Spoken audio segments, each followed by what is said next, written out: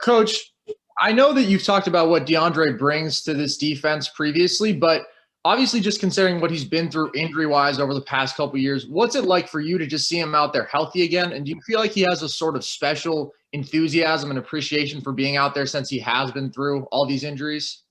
Yeah, I think as an athlete, you never understand what you have until it's taken away from you or you can no longer do it. And for Deandre, a guy that came into Boise playing a lot of football as a freshman and then as a sophomore, and then the last 2 years having kind of, these kind of random injuries. I've been around him his whole life, obviously, and he's never been hurt. Now having back-to-back injuries, I think he's back to having fun.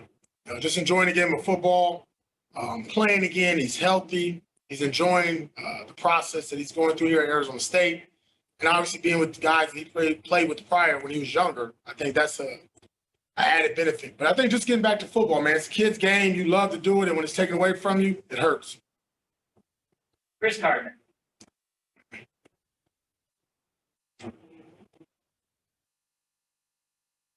Chris.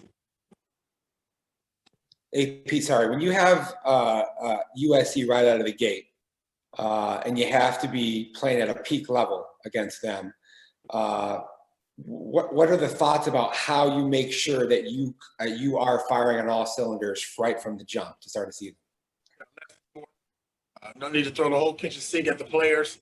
Allow them to play fast, take away the mental errors, allow them to get comfortable, get into a rhythm of the game. There's a bit of anxiety.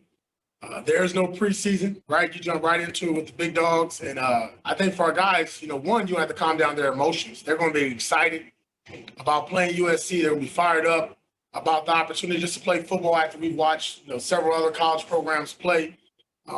But from a coach's standpoint, it's just, try to keep it as simple as possible. Allow them to play fast. So you really limit the mental errors. As you watch college football, you see the missed tackles, you see the physical errors, but it's also the mental errors that's killing a lot of teams as well. Oh. Hey, P, I know that last year's game against USC was really weird from a defensive standpoint. First quarter, nothing went your way, but the last three quarters, you limited them to 3 points. I mean, just reflecting back on that game, I mean, can you take some of the approach from that year and maybe treat it as a proven formula, or do you really have to just throw something totally different at them, especially out of the gates? No, I think for our whole team last year, we started slow, especially on defensive side of the ball, giving up a ton of points out the gate, not limiting that offense or any offense to 3 and out, giving our offense field position. And that's what the game of football is all about. So for us, it's about starting fast. That's been our theme throughout this 2020 COVID deal. And now that we've been in training camp preparing for USC, it's about starting fast, getting out the gate with the energy, the passion, and obviously the execution early on in the game. Doug Howlett. Hi, AP. Chris Hawkins was asked yesterday about going back to SC, where he had played 5 or 6 years ago. Have you talked? You've gone through that. You've gone back to Tucson and coached at a place where you played. Have you talked to him about the emotions that he might feel? And if not, just what emotions did you feel when you went back to Tucson for the first time? Yeah, for me personally, yeah, it was a little weird. I'd never been in a visitor's locker room. I didn't know what that was like. I think for Chris, it's going to be the same way. But at the end of the day, he's got a game to coach. Hell, he's not playing. He got to guard those receivers and worry about that quarterback. He needs to coach up Jack and Chase Lucas and Evan Fields. So I think, once he gets through pregame, that goes out the system. And it's no different than when you play football. Once you get that first contact, that first hit, everything's out the window. You go back to playing ball. So hopefully for him, he's very familiar with the scenery at the Coliseum, and he's down into what we're doing here at ASU. Jacob.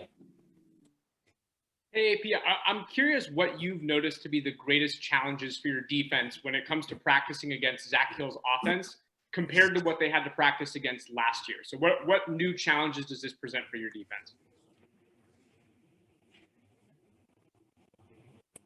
Your eyes. Get your eyes in the right place, man. Zach, they doing this. It's like Chinese checkers, man. Don't look at all the bluff. It's like just be careful what you're looking at. You're staring at, the keys. It really challenges, especially in college football with the RPO action and the tempo. And the things that they're doing offensively, it really challenges our players to make sure they're dialed in, looking to what they need to look at, holding their leverage, playing basically assignment-free football, you know what I mean, and mistake-free football in that sense. So it's been great preparation for us. I know our guys at times get frustrated with it. And I don't know if we'll see that from a lot of teams in Pac-12. There's a few that do it, but obviously it's really challenging for our guys from a visual standpoint because you can get, how we call it, dirty eyes. Michelle. Hey, Pete.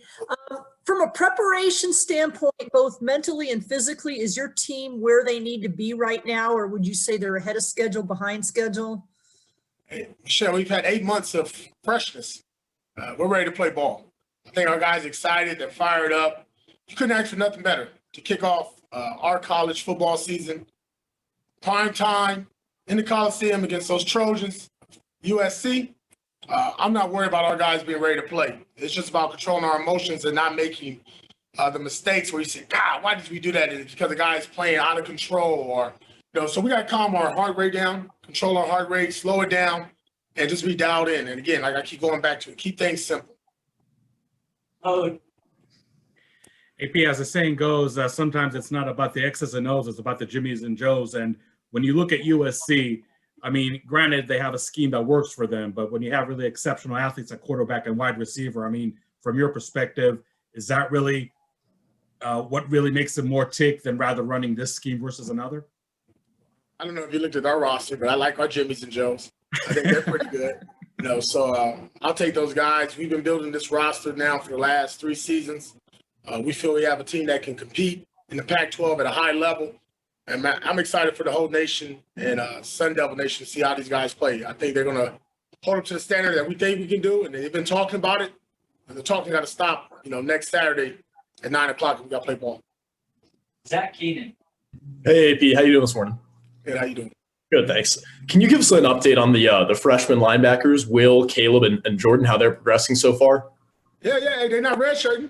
They'll be playing. They'll be ready to go. Like I tell my backers, we don't do it. We don't need many of them. But they're doing a great job of just being sponges. I've said it before. Obviously, the guys who have started and played here for us, and Butler and Soley and Merlin have done a great job of leading the way, showing them how we practice, the tempo we practice, the amount of passion and energy we want to have at practice, and those guys are trying to match it. And I think like any freshman you come in, you have expectation, this is going to be easy. And then all of a sudden, everything starts going in every different direction, and you kind of get lost at times, and you're frustrated at times, but each and every day you can see them working on something to get better.